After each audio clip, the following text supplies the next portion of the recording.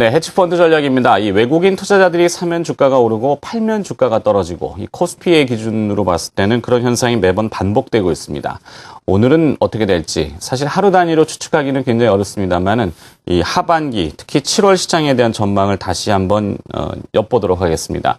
헤지펀드 전략이고요. 브루크하우스 투자자문의 이승조 리서치 본부장과 함께하겠습니다. 안녕하십니까? 예, 안녕하세요. 자, 지난주에 출연하셔서 코스피 기준의 시가총액 1000조는 붕괴되지 않을 것이다. 이렇게 전망을 하셨는데 전망이 맞아 들어갔습니다. 자, 그러면 이제 1860포인트까지 되반등에 성공은 한 상태인데요. 이제부터 이제 문제 아니겠습니까? 외국인 투자자들이 좀 방향을 바꾼 듯 하더니 어제는 다시 또 소강을 보였고, 앞으로의 그 추론을 좀 부탁드려 보겠습니다.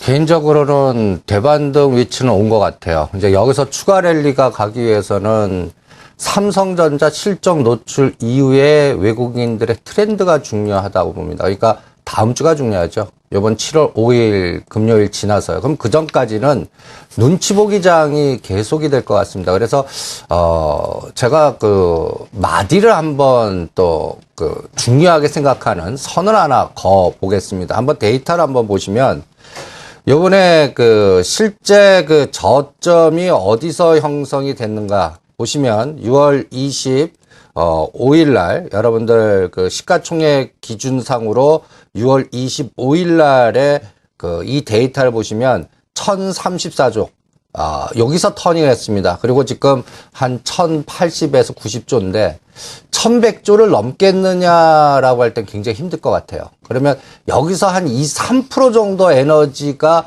더 나와야 되는데 이 3%라는 게 이제 1850을 기준으로 하면은 1900선을 치고 나가주는 에너지가 나와줘야 되는데 그거는 삼성전자가 140만 원을 돌파하는 에너지가 나와야 된다라고 봅니다.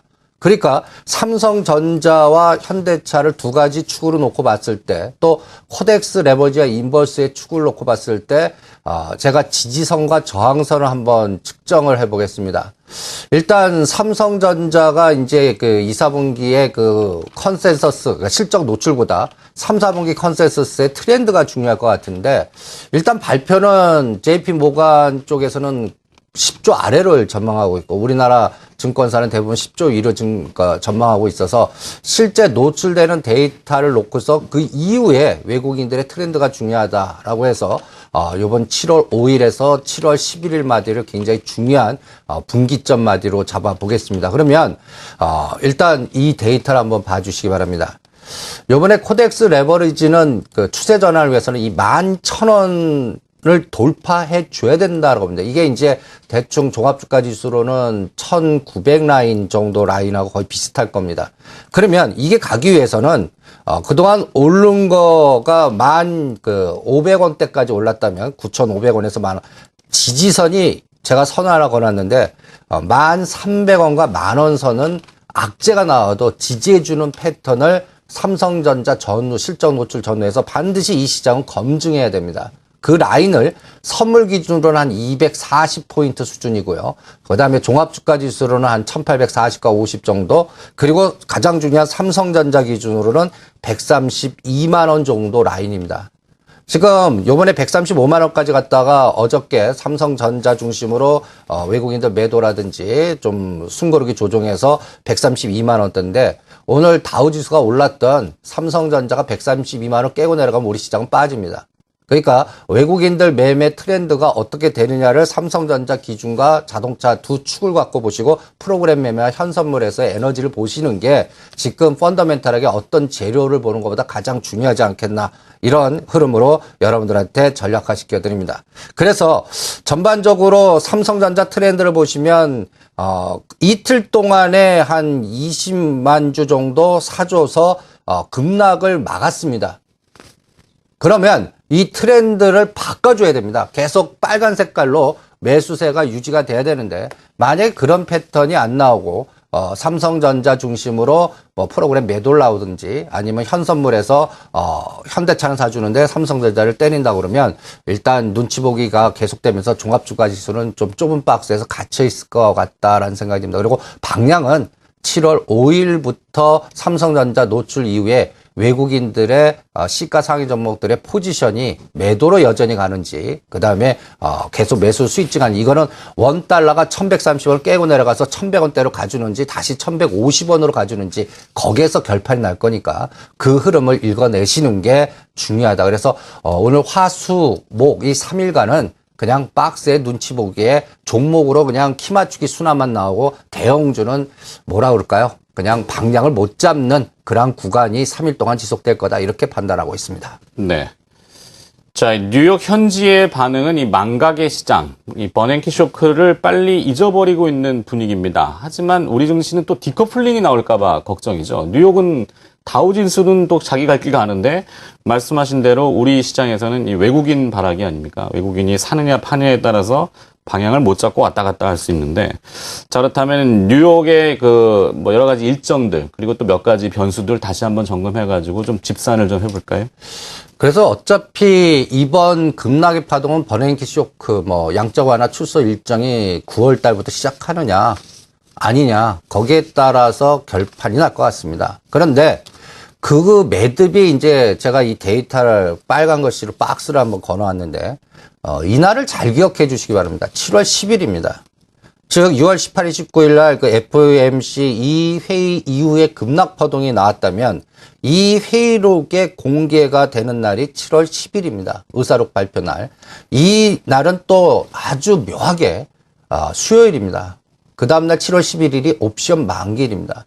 요 변곡점에서 전체적인 큰 틀이 잡혀질 것 같습니다. 그리고 우리는 이 과정에서 실적들이 계속 발표되는 7월 5일 삼성전자부터 실적 노출이 발표될 겁니다. 그리고 다음은 7월 17일과 18일 날 버냉키 의장이 이 통화정책을 상하원에서 연설합니다. 여기에서 그 의중이 어떻게 되느냐가 전체적인 틀을 잡지 않을까라고 생각합니다. 그래서 요 7월 10일까지는 이 시장은 떨어지면 자꾸 올리려고 하는 에너지가 지배할 겁니다. 그런데 그때까지 하더라도 1900선은 단기적인 저항이다라고 봐서 1870과 1900선에서는 일단 시가상위 종목들은 이번 바닥에서 올라간 거는 비율 조절하는 측면이 어떻겠는가?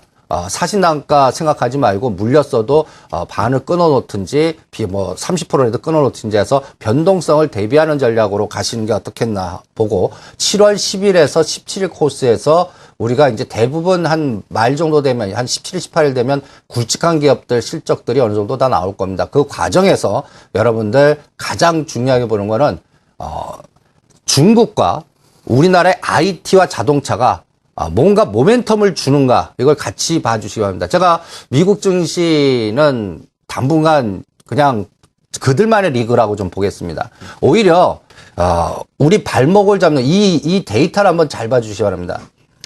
지금 그 상해 종합 지수와 우리 지수의 코스피의 그 동조화 랠리입니다. 그런데 6월 25일부터의 변동성을 보시면 우리가 1770에서 1860까지 급격하게 올라오는 동안에 상해 종합 지수는 물론 장중 저점 1850까지 빠졌다가 1950, 그리고 어저께 종가는 1990까지 하지만 이게 우리 키 맞추로 맞추려고 그러면 한 2030에서 50까지 이렇게 따라서 올라와 줘야 되는데 그걸 못 하고 있습니다.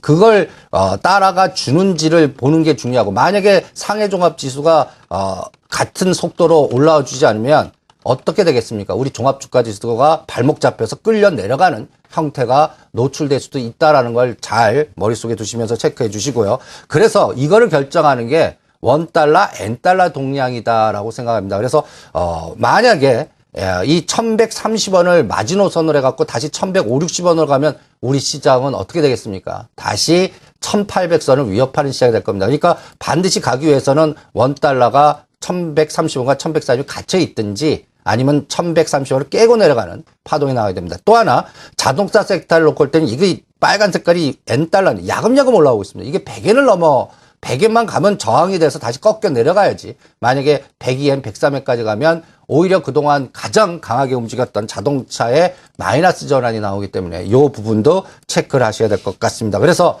이렇게 비교해서 좀 봐주시기 바랍니다. 현대차와 넥센타이어입니다. 자동차와 자동차 부품. 가장 강했던 섹터입니다.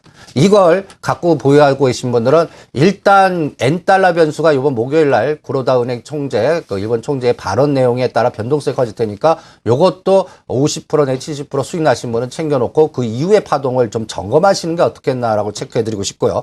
그 다음에 지금 보시면 IT 섹터에서도 헤지펀드 입장에서 같이 동시 배시는 아니라 상대 가치, 상대 속도 전략이라고 그러는데 이 흐름을 보십시오. 파란 색깔, SK 하이닉스보다 좋은 기업이 단기간에 급락을 했습니다. 그리고 나서 대반등 중이고 SK 하이닉스는 32,000원에서 29,000원까지 빠졌다가 되돌림 중입니다.